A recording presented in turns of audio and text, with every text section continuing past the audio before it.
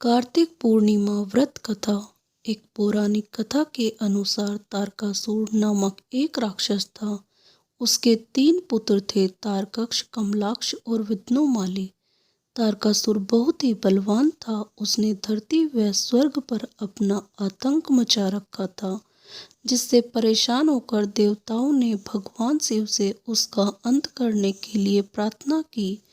उनकी प्रार्थना सुनकर भगवान शिव ने तारकासुर का वध किया।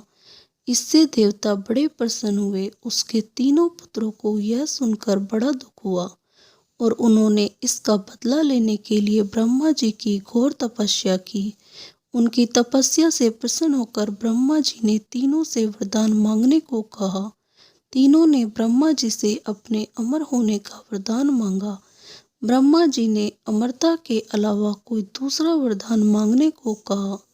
इसके बाद उन तीनों ने कुछ देर तक इस पर बहुत विचार किया और फिर ब्रह्मा जी से कहा, आप 3 अलग अलग नगरों का निर्माण करें, जिससे सभी बैठकर पूरी पृथ्वी और आकाश में घूम सके।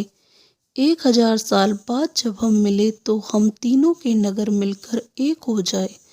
जो देवता तीनों नगरों को एक ही बाण से नष्ट करने की क्षमता रखता हो, वही हमारी मृत्यु का कारण बने। उन सब की नज़र में यह एक असंभव कार्य था। उन्होंने उन्हें वह वरदान ब्रह्मा जी के निर्देश अनुसार मैं दानव ने उनके लिए 3 नगरों की स्थापना की। तारकक्ष के लिए सोने का, कमलाक्ष के लिए चांदी का और विघ्नोमाली के लिए लोहे के नगर का निर्माण कराया।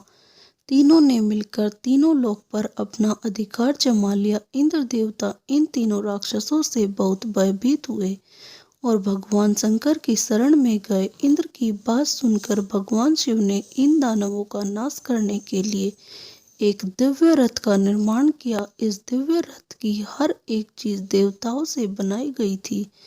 चंद्रमा और सूर्य से पहिए बने, इंद्र, वरुण, यम और कुबेर रथ के 4 घोड़े बने, हिमालय धनुष बने और शेषनाग प्रत्यांचा बने। भगवान शिव खुद बाण बने और बाण की नोक अग्निदेव स्वयं बने।